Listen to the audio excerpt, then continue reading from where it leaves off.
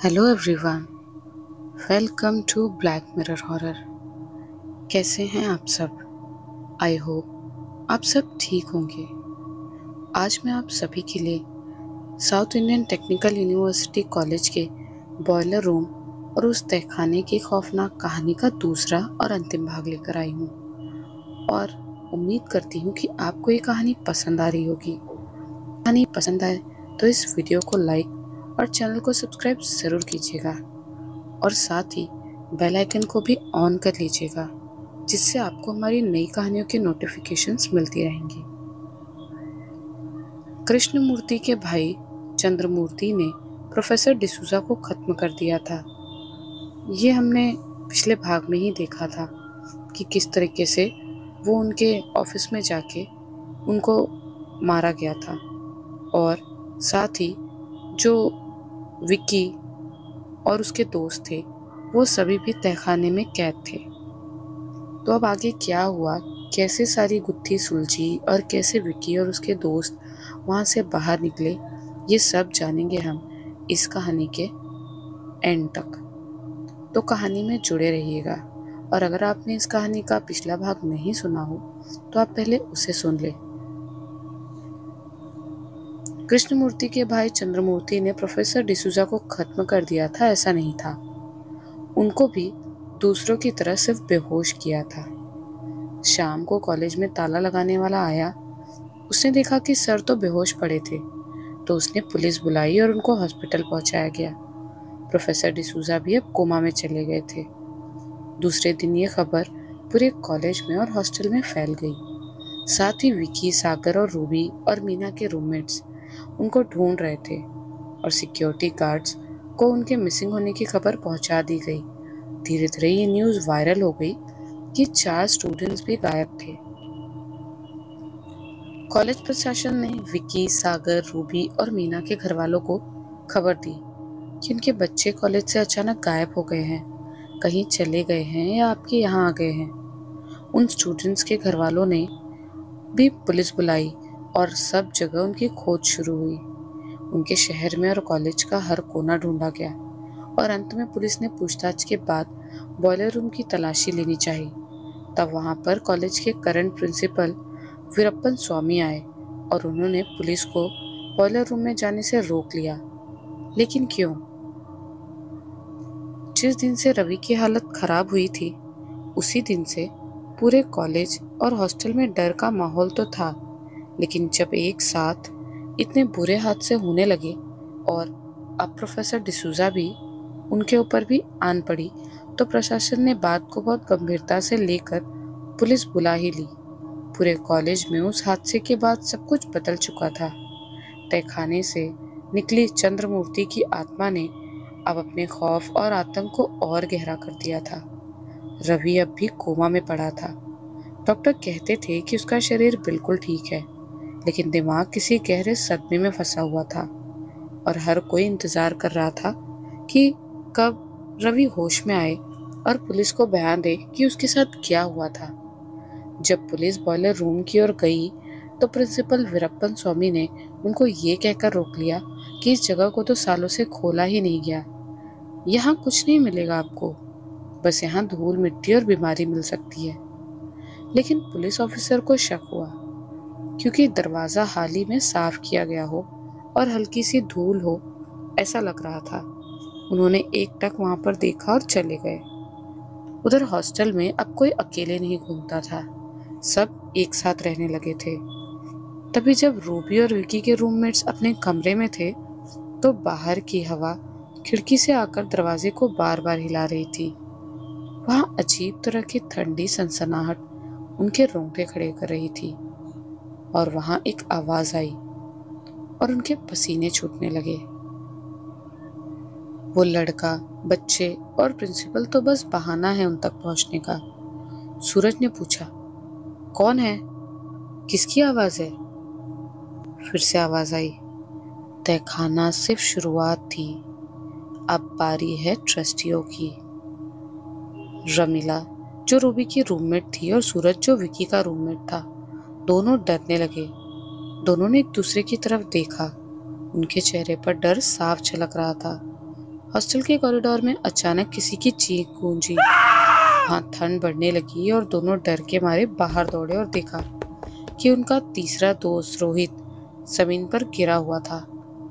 उसकी आंखें फटी हुई थी, जैसे उसने कुछ ऐसा देखा हो जिसे इंसान कभी सहन नहीं कर सकता। फिर एक आवाज आई, रोहित नाम के कमरे से। सब दौड़कर वहां गए। सिक्योरिटी भी वहां पहुंची और पुलिस भी आ गई। तो वो रोहित के कमरे की दीवार पर खून से लिखा था, मुझे मेरे जवाब नहीं मिले थे, अब मिलेंगे।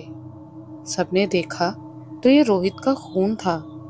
उसका सर फूट चुका था और सबकी तरह वो भी बेहोश पड़ा था। अब सबको समझ आ गया कि ये आत्मा कोई साधारण प्रेत नहीं है।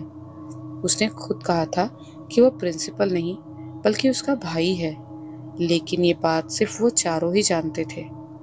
फिर पुलिस ने वहां पर सिक्योरिटी बढ़ाई और पढ़ाई शुरू करवाई ताकि बच्चों का मन लगा रहे।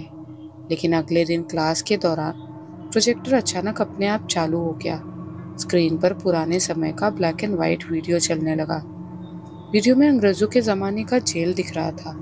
कैदियों की चीखें जान हलक में डाल रही थी। लेकिन फिर प्रोजेक्टर बंद हो गया और अचानक ही लाइट्स चली गई। पूरा क्लासरूम अंधेरे में डूब गया। लेकिन थोड़ी देर में लाइट्स आ गई।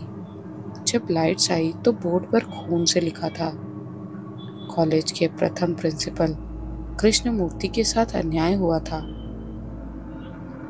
ऐसी घटनाएं इतनी बढ़ने लगी कि कई बार तो गार्ड्स ने देखा कि कोई परछाई कैंटीन से निकलकर ग्राउंड में जाती है और अचानक गायब हो जाती है।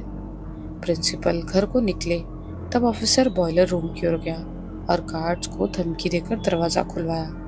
तब अंदर डरते हुए आधी बेहोशी की हालत में रूबी, विक्की, सागर और मीना निकले। उनको पूछा गया तो बताया कि वो लैब में आए थे, वहां से दरवाजा खुला था और जब उन्होंने देखा तो उनको किसी ने धक्का दे दिया और वो दरवाजा बंद कर दिया। इस तरह उन्होंने झूठ बोला। उसी रात पुलिस ने उनके घर खबर भिजवाई, लेकिन अपने हवलदार को उन पर नजर रखने को भी कहा। उस रात का समय था जब रूबी और विक्की ने हिम्मत जुटाई और तहखाने के बारे में पुलिस को बताने का फैसला किया। लेकिन अचानक उनके रूम की लाइट्स ऑन ऑफ होना चालू हो गई।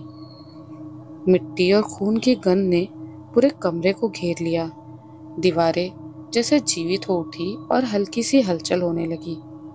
अचानक हवा में भारी आवाज गूंजी, तुमने दरवाजा खोला, अब इसे बंद करने का कोई रास्ता नहीं। अब मैं यहाँ का मालिक हूँ। मैंने तुम लोगों को छोड़ दिया है तो क्यों मेरे काम में टांग अड़ा रहे हो?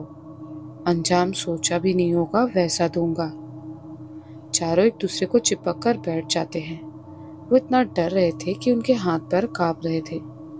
रूबी कांपते हुए बोली, तुम कहाँ हो और हमसे क्या चाहते हो? अंधेरे में एक साया उभरा। उसका चेहरा आधा इंसानी आधा गला हुआ था। उसने कहा, मैंने कहा था ना कि मैं कृष्णमूर्ति का भाई हूँ, जिसे अंग्रेजों ने मरवा दिया था। मैंने उनके खिलाफ बगावत की थी। मेरा गुनाह इतना था कि मैंने उनकी नीतियों को चुनौती दी। उन्होंने मुझे पकड़कर यहाँ कैद करवा दिया। अब हर छात्र मेरी कैद का हिस्सा बनेगा। तब तक मेरा बदला पूरा नहीं होगा जब तक मैं इस जगह को अपनी नहीं बना लेता। और अगर तुम लोग मेरे रास्ते में आए तो मार डालूंगा। अभी तो छोड़ रहा हूँ क्योंकि तुम लोगों ने मुझे मदद की है। विकी डरते हुए बोला, कैसी मदद? लेकिन सब शांत हो गया और वो गायब हो गया। उनके रूम की दीवारों से खून बहने लगा और वो डरने लगे और लाइट्स भी चली गई। लेकिन फिर थोड़ी देर में लाइट्स आते ही सब ठीक था। तभी उनको याद आया कि जब वो तहखाने में कैद थे तो रूबी ने हिम्मत करके दरवाजे को धक्का दिया था, लेकिन वो जड़ की तरफ फंसा हुआ था। विक्की ने जब जेब से माचिस निकाली और दरवाजे के पास आग लगाने की कोशिश की, जैसे ही आग लगी तहखाने के अंदर एक भयानक गर्म हवा का झोंका आया। दोनों झुक गए और सामने दीवारों पर भूतिया चेहरे उभरने लगे थे। हर चेहरे की आंखों में गुस्सा और बदला साफ दिखाई दे रहा था। उस वक्त उसने कहा था, तुम्हें लगता है कि तुम मुझे रोक सकते हो? रूबी का दिल धक धक करने लगा था। ये सब पुलिस ने दरवाजा खोला उसके पहले हो चुका था। विकी और रूबी ने अपने दोस्तों को धीरे से कहा, हम डरेंगे नहीं, हम सबको बचाएंगे और हमें साथ रहना होगा। आत्मा ने जोर से हंसते हुए कहा, तुमने मुझे मुक्त किया है, अब मैं हर जगह हूँ। तुम लोग सिर्फ पहला निशाना ना बन जाओ, ये ध्यान रखना। विकी ने देखा कि तहखाने की दीवारें अब जीवित जीवों की तरह हिल रही हैं। खून के धब्बे इंसानों के चेहरे बन रहे थे, जैसे कोई कुछ बताना चाहता हो। वो डर कर बेहोश होने लगे और एक दूसरे से चिपक कर बैठ गए। अब ये बात याद आने के बाद उन्होंने एक दूसरे को इशारे में कहा, हमें सबको बचाना तो होगा। और विकी बोल पड़ा, इसका सिर्फ एक ही रास्ता है, अंग्रेजों की काली करतूत सबके सामने रखना। वो लोग अपने कमरे से बाहर निकले, सांस लेते हुए सोचने लगे कि कैसे सबको बताएं, क्योंकि अगर सीधे बोल दिया कि हमने दरवाज़ा खोला था तो उनको रस्टिकेट कर दिया जाएगा। उन्होंने देखा कि कॉलेज का माहौल सामान्य लगने लगा था। लोग इधर उधर घूम रहे थे, लेकिन सबका दिल जानता था कि ये सिर्फ अस्थायी शांति थी। रूबी ने फुसफुसाया कि अभी वो कहाँ होगा, वो अब भी कहीं बाहर है और हम सब उसकी आंखों के सामने। विकी ने कहा, बिल्कुल सही बात है। विकी ने सिर हिलाते हुए कहा, हमें तैयार रहना होगा, वो हम पर भी वार करेगा। लेकिन रूबी को लगा कि अगली बार वो कहीं और हमला करेगा। हमें समझना होगा कि उसका असली लक्ष्य क्या है। वो हम नहीं, वो प्रशासन है। मीना अभी भी होश में नहीं थी, क्योंकि जब उसने नीचे तहखाने की दीवारों से कंकाल उठते देखा और उनकी हड्डियां आपस में लड़खड़ाने लगी, मानो कोई अदृश्य आदेश उन्हें जगा रहा हो, तब वहां की गंध, सड़ी मिट्टी और जले हुए शरीर की बदबू उनकी नाक में इतनी तेजी से घुस रही थी कि दोनों को उल्टी होने लगी थी, और इसी वजह से वो अभी भी अपना सर पकड़कर बैठी थी। रूबी ने घबरा कर विकी का हाथ कसकर पकड़ा और धीमी आवाज में कांपते हुए कहा, रवि, कैसा होगा? विकी ने कहा, मुझे क्या पता, मुझे बस इतना पता है वो तो पूरे कॉलेज में बीमारी की तरह फैल चुका है। हर कमरे में, हर कोने में उसका होना दिख रहा है। अगर हम यहाँ फंस गए तो कोई भी सुरक्षित नहीं रहेगा। उसी वक्त हवा तेज हुई और दोनों को पीछे धकेलते हुए कमरे के कोने में पटक दिया। उनके शरीर पर चोटें आई, लेकिन दर्द से अधिक डर ने उन्हें ठंडा कर दिया था। तभी एक परछाई उभरी, काले कपड़ों में, आधा चेहरा जला हुआ और आंखों की जगह सिर्फ अंधेरे गड्ढे। ये चंद्रमूर्ति था। उसकी परछाई इतने डरावने रूप में थी कि दोनों के पैर छड़ की तरह जम गए थे। उसने धीमी लेकिन डरावनी आवाज में कहा, मुझे रोकने की कोशिश मत करना। इस कॉलेज ने मेरी कब्र पर अपना धंधा जमाया है। अब यहाँ पढ़ने वाला हर छात्र मेरी और मेरे भाई की आत्मा को शांति देने के लिए भोग बनेगा। एक एक कर सब मेरी तरह कैदी बनेंगे। तुम सोचना भी मत कि तुम सुरक्षित हो। उसी वक्त अचानक रूम की छत से पानी टपकने लगा, पर वो पानी नहीं था, वो गाढ़ा काला खून था, बहुत ही बदबूदार। कुछ बूंदे रूबी के चेहरे पर गिरी और उसकी चीख निकल गई। खून उसकी आंखों में घुस रहा था। रूबी चिल्लाई और बोली, मेरा चेहरा जल रहा है। विकी ने पूरी ताकत से दरवाजे की ओर दौड़ लगाई और पैर से धक्का मारा। अचानक दरवाजा खुल गया और जैसे किसी ने बाहर से उसे खोल दिया हो। दोनों भागते हुए बाहर निकले और सीढ़ियां उतरकर सीधे हॉस्टल के कॉरिडोर में बाथरूम की ओर गए। वहां जाकर उसने रूबी के चेहरे को धोया, लेकिन वो सूजकर लाल हो गया था। वापस हॉस्टल पहुंचकर उन्होंने जो देखा उससे उनका खून जम गया। उनके हॉस्टल के गलियारे की सारी लाइटें झपक रही थी। हर कमरों में लाइट्स बंद हो रही थी, चालू हो रही थी।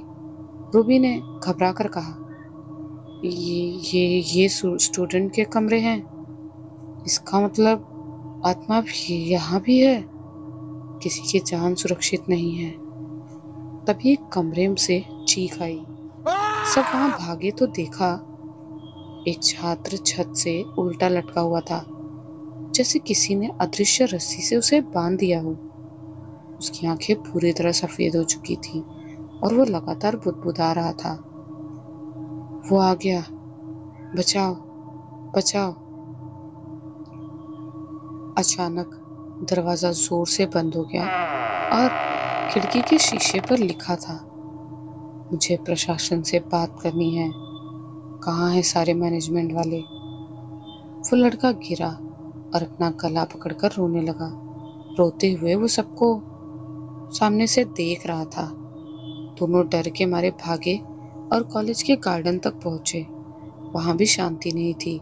पेड़ों से झूलते हुए काले साए दिख रहे थे। हवा में फुसफुसाहट गूंज रही थी।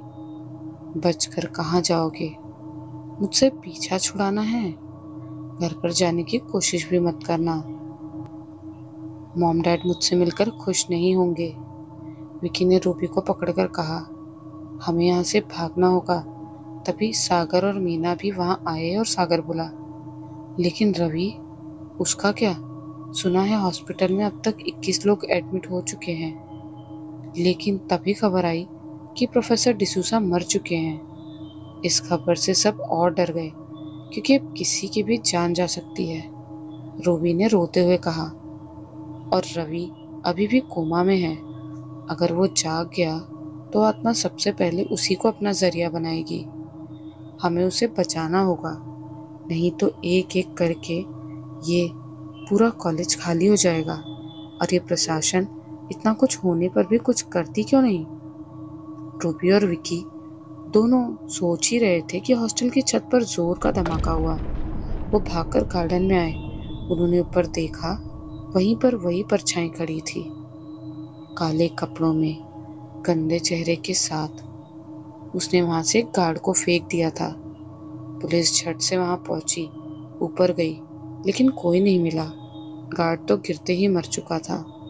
सब उसको देखकर रो रहे थे और पुलिस ने कॉलेज खाली करवाने के लिए कहा, लेकिन प्रशासन ने उनको अपने रूम में बुलाया।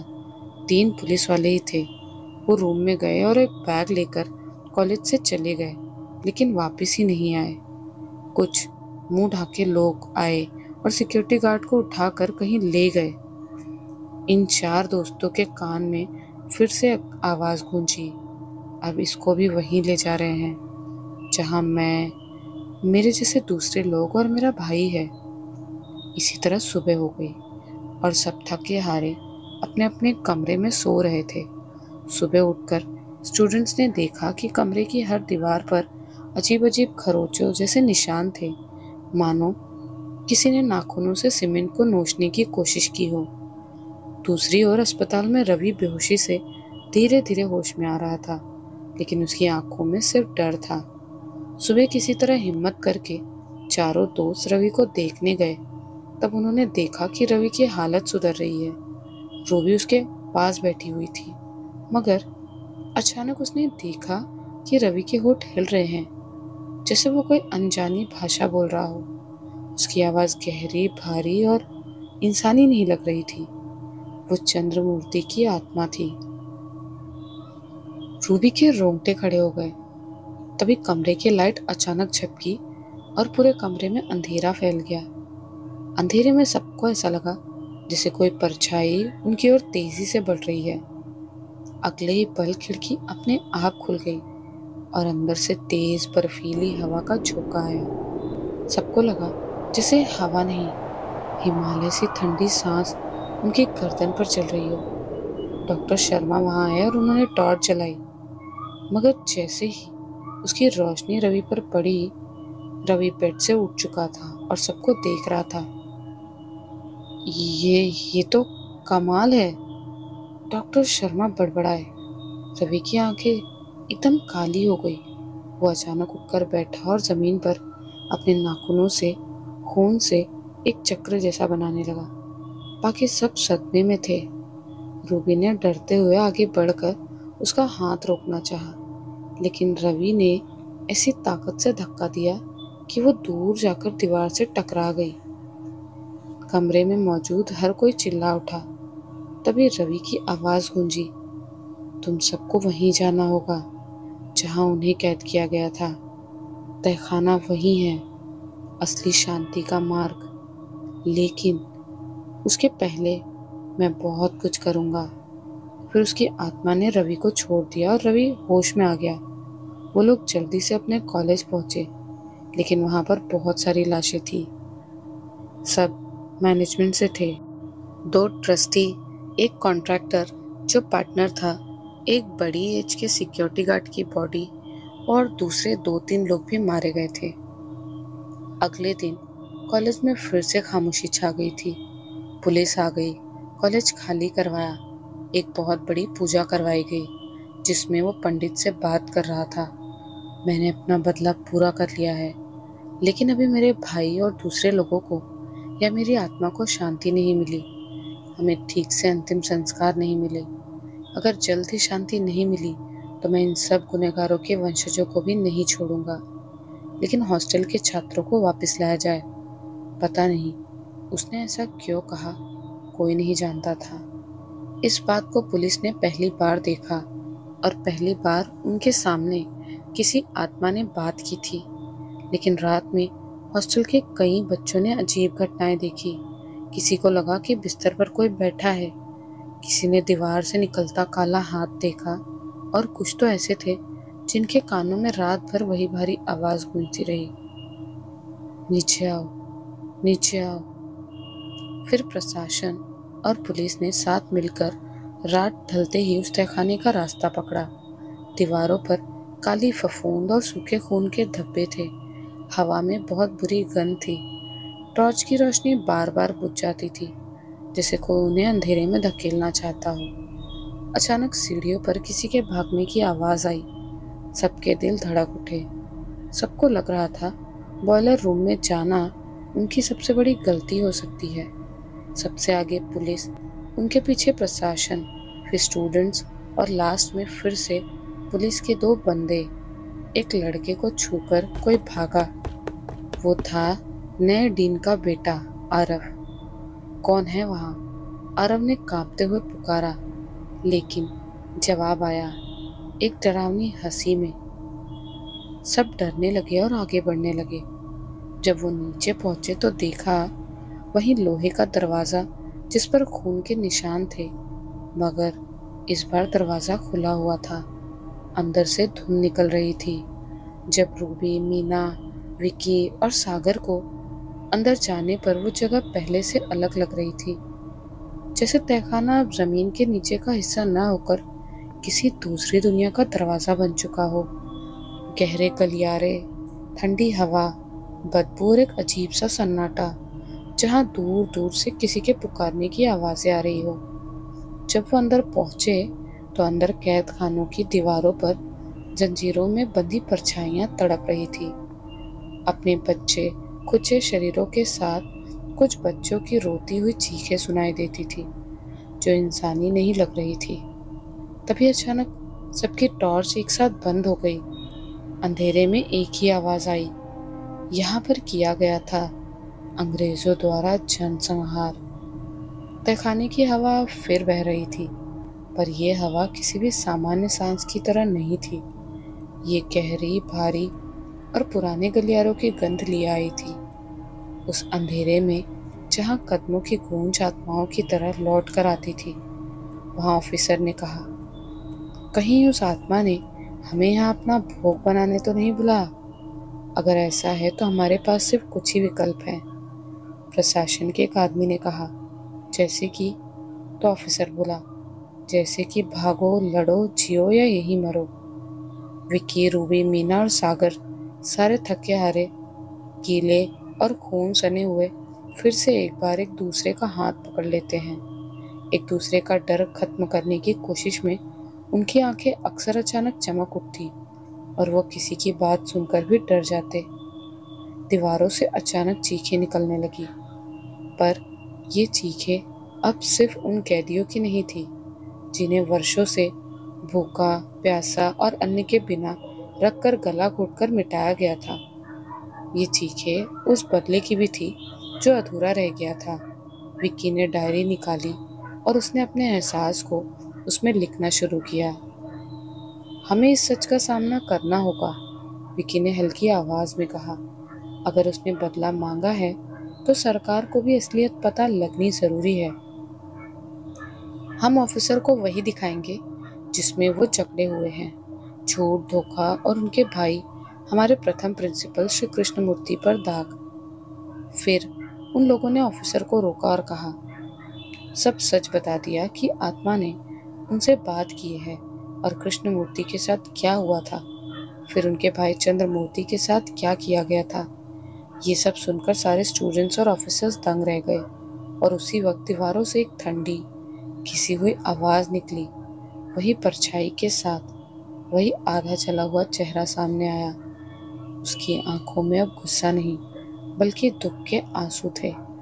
उसने धीरे धीरे कहा, क्या सच में बच्चों तुम मेरी मदद कर रहे हो? तुम सच दिखाओगे? काश ये सच मेरे भाई के लिए भी आया होता। हमें मालूम है कि आप और आपके भाई दोनों निर्दोष थे। उन लोगों ने आपके भाई को भी धोखा दिया था, रूबी ने कहा और आगे कहा, ऑफिसर अब ध्यान से सुनिए। रूबी ने आवाज बढ़ाई और शीघ्रता से उन नामों को पढ़ने लगी। वे नाम थे ट्रस्टी डिसूजा, प्रोफेसर के नाम लिए और कुछ पुरानी इमारतों के कॉन्ट्रैक्टर के नाम। हर नाम के साथ तहखाने की दीवारों पर पुरानी तस्वीरें भी थी जो दिखाई गई। ऑफिसर को सुनकर बहुत बड़ा झटका लगा कि इतनी बड़ी यूनिवर्सिटी बनी है लोगों के खून से। फिर चंद्रमूर्ति ने कहा, मेरे भाई की लाश भी कंकाल बनकर यही है। मैं चाहता हूँ मेरा, उसका और सबका अंतिम संस्कार कर दीजिए। चंद्रमूर्ति की आत्मा के चेहरे पर अचानक अजीब परिवर्तन आया। वो गर्म क्रोध से चकराया और फिर चिल्लाकर चिल्लाया, उन्होंने मेरे भाई को दाग दिया। तभी तहखाने की जंजीरों से भी आवाजें आने लगी। वे एक धुन बजाने लगे जैसे कोई प्राचीन विधि बज रही हो। वो सब भी अपनी मुक्ति चाहते थे। रूबी ने हिम्मत करके कहा, हम आप सबको मुक्ति दिलाएंगे, पर पहले आप उन्हें माफ कर दीजिए जिन्हें आपने पीटा है और वो अस्पताल में है। चंद्रमूर्ति ने कहा, चिंता मत करो, हमारी मुक्ति के साथ ही वो ठीक हो जाएंगे। विकी ने डायरी के पन्नों में से एक कागज निकाला जिसमें प्रिंसिपल के भाई के खिलाफ जो झूठ लिखा गया था उसकी नकल और प्रूफ थे। उनको अपने साथ लिया और सच लिखकर पुलिस को दे दिया। विकी ने कहा, सर हमने सच जगाया है। अब या तो इस करप्ट यूनिवर्सिटी मैनेजमेंट का सच छुपा सकते हैं आप पैसे लेकर, या फिर दुनिया के सामने ला सकते हैं। उन्होंने पास ही पड़े बॉयलर को जलने के लिए इस्तेमाल होने वाले ईंधन वाले कपड़े बनाए और हर जगह रख दिया और जितने भी कंकाल और बॉडीज थे उन पर लपेट दिया। फिर विक्की ने अपने लाइटर से आग लगाई और सब जलने लगा। थोड़ी देर उन सब ने यह नज़ारा देखा जहां आत्माएं आवाजें कर रही थी, अपनी मुक्ति का जश्न मना रही थी, और फिर आग की लपटें और गर्म हवाओं के चलते उन्होंने बॉयलर रूम का मेन गेट खोल दिया और शुद्ध हवा लेने लगे। धीरे धीरे हवा शुद्ध हुई, दीवारों पर लिपटी काई उतरने लगी। जब वो ऊपर आए तब तक सवेरा हो गया था। तुरंत विक्की, सागर, रूबी और मीना रवि के पास गए। विक्की ने देखा कि रवि धीरे धीरे तालियों से उनका स्वागत कर रहा था और उस समय उसकी आंखें मानो फिर इंसानी हुई। उसने अपना हाथ बढ़ाया और विक्की का हाथ कसकर पकड़ा, पर उसकी सांसें धीमी थी।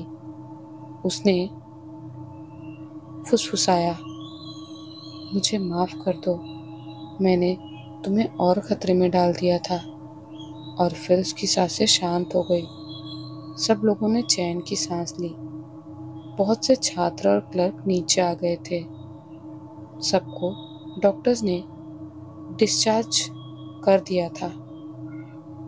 हॉस्टल के कुछ लोग और कुछ गार्ड और एक दो प्रोफेसर, उन्होंने अपने कोमा की अवस्था में जो भी आया उसके बारे में बताया कि वो कुछ अलग था, वो जिंदा थे, उनको पता भी था, उनका बस दिमाग काम नहीं कर रहा था, या यूँ कहें दिमाग कमांड नहीं कर रहा था। तहखाने की दीवारें अब केवल एक कंक्रीट के भाग नहीं रह गई थी। वहाँ पुराने दस्तावेज खुले हुए थे और और कई कैमरे जो छात्र वहाँ लगा चुके थे उन पर रिकॉर्डिंग चल रही थी। हर एक सबूत को कोर्ट में पेश किया गया। गवर्नमेंट के फटकार से उसी सुबह कॉलेज का प्रशासन और कुछ बाहरी मीडिया ने मिलकर एक बड़ा फैसला लिया। तहखाने को सरकारी स्तर पर जांच में भेजा जाएगा और कॉलेज का पुराना रिकॉर्ड खोला जाएगा।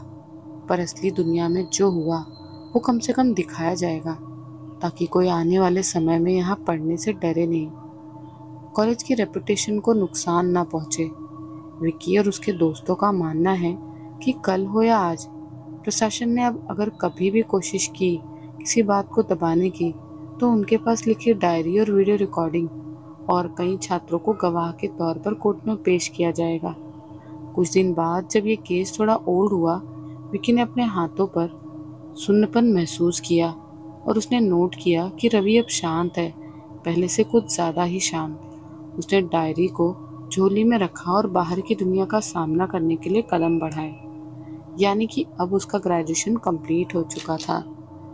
कॉलेज छोड़ते वक्त विकी और उसके दोस्तों ने उसकी ओर रोते हुए देखा।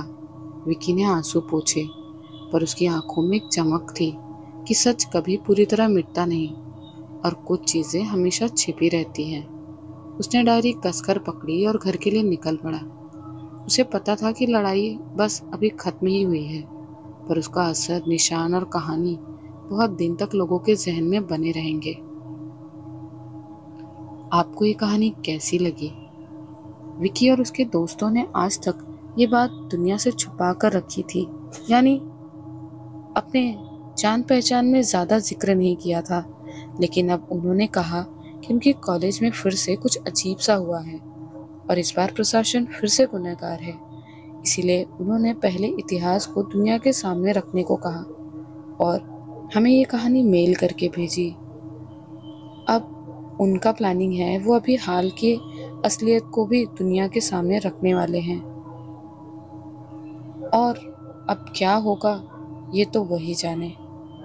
आपको ये कहानी कैसी लगी हमें कमेंट्स में ज़रूर बताइएगा।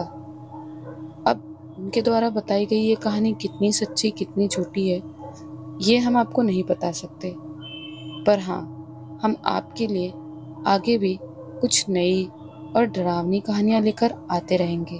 तो आपको ये कहानी पसंद आई हो तो इस वीडियो को ज़्यादा से ज़्यादा लाइक और शेयर कीजिएगा और आपको इस कहानी में कौन सा पार्ट अच्छा लगा हमें कमेंट्स करके ज़रूर बताइएगा। तो मिलती हूँ बहुत जल्द आप सभी से।